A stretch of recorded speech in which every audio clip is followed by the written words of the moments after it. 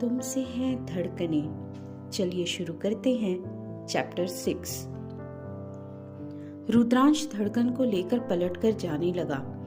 उस आदमी ने जिसने रुद्रांश के पास जाते हुए अपनी हॉकी ले ली थी, रुद्रांश के सिर पर हॉकी मार दी, जिससे उसकी चीख निकल गई। खून उसके सिर से एकदम पानी की तरह बहने लगा और उसका खून धड़कन के चेहरे पर आकर लगा। वहीं राहुल अपनी बड़ी बड़ी आंखों से ये सब देखने लगा। उससे अभी भी उस आदमी ने पकड़ा हुआ था, उसके मुंह पर हाथ रखा हुआ था। वहीं धड़कन तो जैसे अपनी सांसें रोककर किसी जिंदा लाश की तरह खड़ी हो गई थी। उसके पूरे चेहरे पर रुद्रांश का खून लगा हुआ था। रुद्रांश ने दर्द से अपना सिर पकड़ लिया। उसकी आंखों के आगे अंधेरा छाने लगा था। तभी वो आदमी उससे बोला, बहुत शौक है ना तुझे प्यार करने का, अब उतरेगा तेरे प्यार का भूत। ये कहते हुए उसने एक और बार उसी जगह पर रुद्रांश के सिर पर हॉकी मार दी, जिससे रुद्रांश की दर्द से चीख निकल गई। वो नीचे गिर गया। उसका हाथ अभी भी धड़कन के हाथ में ही था। वहीं धड़कन जो किसी मूर्ति की तरह जमी हुई थी। जैसे ही रुद्रांश नीचे गिरा, धड़कन की सांसें जैसे उसका साथ छोड़ना चाह रही थी। वो एकदम से चिल्लाते हुए बोली, रुद्रांश जी। ये कहते हुए वो भी एकदम से नीचे गिर गई। वो बेहोश हो गई थी। उन दोनों के हाथ अभी भी एक दूसरे के हाथ में थे। वो आदमी भी रुद्रांश के चेहरे की तरफ देखने लगा, जो बेहोश हो चुका था। उसका चेहरा खून से लथपथ हो चुका था। उसका चेहरा दिखाई भी नहीं दे रहा था। वहीं राहुल ये सब देखते हुए देखकर डर गया था। रूपमती जी ने भी एकदम से चिल्लाते हुए धड़कन की तरफ देखा तो धड़कन भी नीचे बेहोश होकर गिरी हुई थी। उसके चेहरे पर, उसके माथे पर, यहाँ तक कि जहाँ सिंदूर लगाते हैं वहां भी रुद्रांश का खून लगा हुआ था। उसके पूरे चेहरे पर रुद्रांश के खून के छींटे आ गए थे। वहीं वो आदमी एक और बार रुद्रांश पर वार करने ही जा रहा था कि तभी धड़कन की माँ बोली, प्लीज प्लीज उसे मत मारो, वो भी बेहोश हो चुका है, छोड़ दो उसे।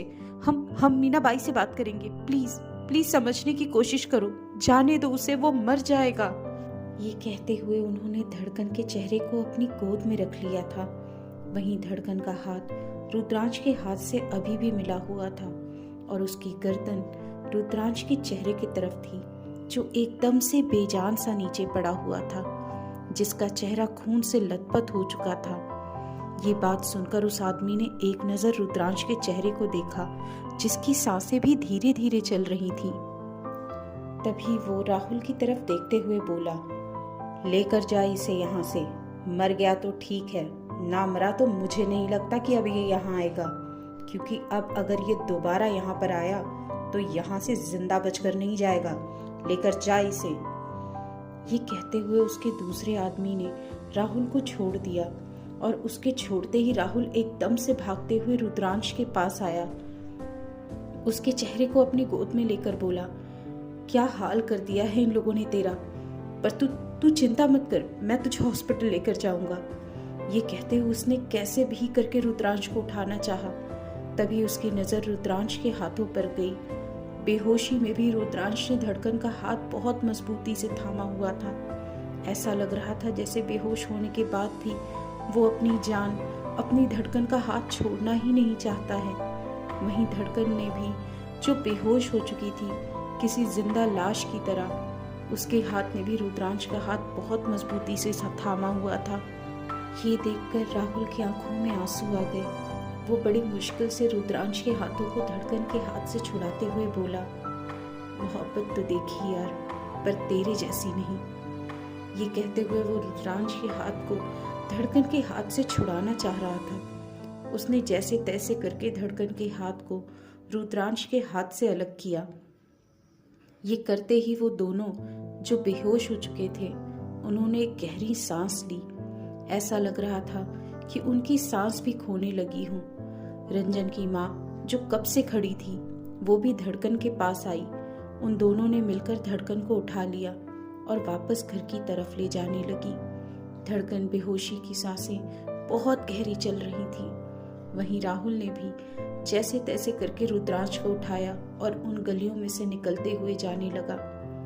वो वहां से जा रहा था, वैसे वैसे ही रुद्रांश की सांसें तेजी से चलती जा रही थीं। जहां एक तरफ धड़कन उन गलियों में ही रह रही थी, वहीं रुद्रांश उन गलियों से बाहर जा रहा था। जैसे जैसे ये हो रहा था, उन दोनों की ही सांसें उनके काबू से बाहर हो रही थी। ऐसा लग रहा था जैसे ये गहरी सांसें किसी भी पल थम सकती हैं। ये नज़ारा देखकर वहां खड़े हर किसी की आंखों में, जो शायद अपनी किस्मत पर रोई होंगी, आज उन दोनों के लिए नमी थी और उन सब ने अपनी नजरें झुका रखी थी। कुछ घंटे बाद जहां रात खत्म हो चुकी थी और दिन ने अपनी रोशनी बिखेरना शुरू कर दिया था, वहीं मुंबई के एक हॉस्पिटल में रुद्रांश का ट्रीटमेंट हो चुका था और वो अभी भी बेहोश था। उसका दोस्त राहुल उसके पास ही बैठा हुआ था। तभी उस हॉस्पिटल के रूम का दरवाजा खुला और रुद्रांश की माँ भागते हुए अंदर आई। अपने बेटे की ये हालत देखकर उनका दिल धक सा रह गया। वो जल्दी से अपने बेटे के पास आई और उसका चेहरा हाथों में थाम कर बोली, रुद्रांश आंखें खोलो बेटा, ये क्या हालत बना ली है तुमने अपनी। तुम तो घर से ये बोलकर निकले थे कि माँ मैं अभी आ जाऊंगा, फिर ये क्या हालत बना ली बेटा तुमने। तभी राहुल, जो अपनी नजरें झुकाकर वहीं पर खड़ा था, वो धीरे से बोला, आंटी वो बेहोश है, उसे अभी होश नहीं आया है। ये कहते हुए उसकी नजरें झुकी हुई थी। उसकी आवाज सुनकर ममता जी ने पलटकर उसकी तरफ देखा और गुस्से से उसकी तरफ बढ़ती हुई बोली, किसकी वजह से हुआ है और कैसे हुआ ये सब। उसकी बात सुनकर राहुल चुप हो गया। ममता जी एक बार फिर बोली, हमें बताओ सब कुछ, ये सब क्या हुआ है, किसने की हमारे बेटे की ऐसी हालत। ममता जी के सवाल सुनकर राहुल ने एक नजर उनकी तरफ देखा, फिर एक नजर रुद्रांश की तरफ, जिसकी हार्ट बीट कभी स्लो चल रही थी तो कभी फास्ट। फिर उसने वापस ममता जी की तरफ देखकर धीरे धीरे सब कुछ बताना शुरू कर दिया। जैसे जैसे वो बता रहा था, वैसे वैसे रुद्रांश की माँ आंखों में जहाँ पहले ही आंसू थे, वहां अब धड़कन को लेकर गुस्सा छलकने लगा था। उनकी आंखों में एक नफरत सी दिखाई देने लगी थी। सब कुछ जानने के बाद वो कुछ कहती कि तभी हॉस्पिटल का डोर रूम फिर से ओपन हुआ और एक डॉक्टर अंदर आकर एक बार फिर से रुद्रांश की सांसें चेक करते हुए राहुल की तरफ देखकर बोला, क्या आपने उन्हें बुलाया जिनका ये नाम ले रहे थे? हम इनका इलाज कर रहे हैं। हमने आपको कहा था कि ये किसी धड़कन का नाम ले रहे हैं धीरे धीरे, क्या आपने उन्हें बुलाया? ये सुनकर ममता जी अपने बेटे की तरफ हैरानी से देखने लगी, जो बेजान सा बेड पर पड़ा हुआ था। वहीं राहुल ने अपना सिर ना में हिला दिया। ये देखकर डॉक्टर ने एक गहरी सांस ली और उन दोनों की तरफ देखते हुए बोले, देखिए, अगर आप लोग उन्हें बुला देते हैं तो शायद इन्हें होश आ जाता, क्योंकि हमारा काम था इलाज करना, हमने कर दिया। पर जिस तरह से ये इस हालत में आए थे और धीरे धीरे किसी का नाम ले रहे थे, शायद वो शख्स इनके लिए जिंदगी से भी ज्यादा जरूरी था। और अपनों के साथ इंसान के होश में आने के चांसेस ज्यादा होते हैं और इनका 24 घंटे के अंदर होश में आना बहुत जरूरी है। इनके सिर पर बहुत गहरी चोट आई थी, अगर ये 24 घंटे के अंदर होश में नहीं आए तो ये कोमा में भी जा सकते हैं। ये सुनकर राहुल और ममता जी दोनों ही डॉक्टर की तरफ हैरानी से देखने लगी। डॉक्टर अपनी बात करके वहां से चले गए। वहीं उन दोनों ने रुद्रांश की तरफ देखा, जिसका चेहरा पूरी तरह से बेजान पड़ा हुआ था। उसके सिर पर पट्टी बंधी हुई थी। ये सब देखते हुए राहुल की नजरों में अफसोस था, लाचारी थी। वहीं ममता जी की आंखों में अपने बेटे को ऐसे देखकर एक माँ की तड़प भी थी, तो वहीं धड़कन के लिए उनकी आंखों में नफरत भी साफ नजर आ रही थी। वो अपने बेटे को अच्छे से जानती थी। अगर उनके बेटे ने किसी से मोहब्बत की है तो मरते दम तक अपनी मोहब्बत का साथ नहीं छोड़ेगा।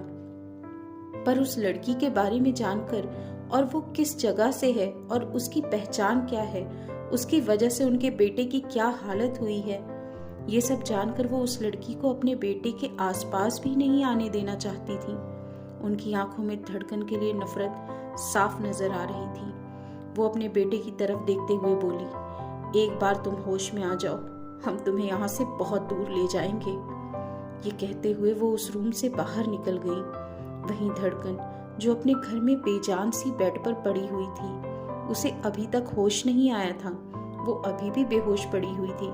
पूरा दिन बीत चुका था, दोनों में से किसी को भी होश नहीं आया। जहां हॉस्पिटल में रुद्रांश बेजान सा पड़ा था, वहीं धड़कन भी अपने घर में बेजान सी पड़ी हुई थी। उसे भी वहां जाकर डॉक्टर चेक करके गए थे। डॉक्टर को समझ में ही नहीं आ रहा था कि धड़कन को होश क्यों नहीं आ रहा है। वहीं उसकी माँ ने उसके चेहरे पर से वे खून तो साफ कर दिया था, पर धड़कन की मांग में रुद्रांश के नाम का खून अभी भी लगा हुआ था। वो बेजान सी पड़ी हुई थी। उसकी माँ मीनाबाई के कोठे पर अपना सर झुकाकर खड़ी थी। मीनाबाई जो सोफे पर बैठी पान खा रही थी, वो उसकी तरफ देखते हुए बोली, तेरी लड़की को होश क्यों नहीं आया अब तक?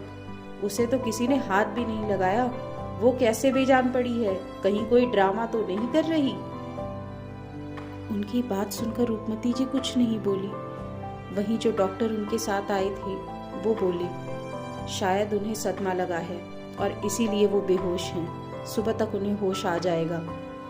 ये सुनकर मीराबाई ने कहा, ठीक है जा, पर कल तक उसे होश आ जाना चाहिए, क्योंकि कल उसकी महफिल सजेगी यहाँ पर। उनकी बातें सुनकर रूपमती जी ने अपना सिर हाँ में हिला दिया और सिर झुकाकर वहां से चली गई। रात खत्म होके अब धीरे धीरे दिन होने लगा था। वहीं धड़कन जो अब तक बेहोश थी, अब एकदम से चिल्लाते हुए उठी और उसके मुंह से एकदम से एक ही नाम निकला, रुद्रांश जी। तो अब क्या होगा आगे धड़कन के साथ? रुद्रांश किस तरह से पाएगा अपनी धड़कन को, या फिर अधूरी रह जाएगी रुद्रांश और धड़कन की ये कहानी? जानने के लिए सुनते रहिए तुमसे हैं धड़कनें।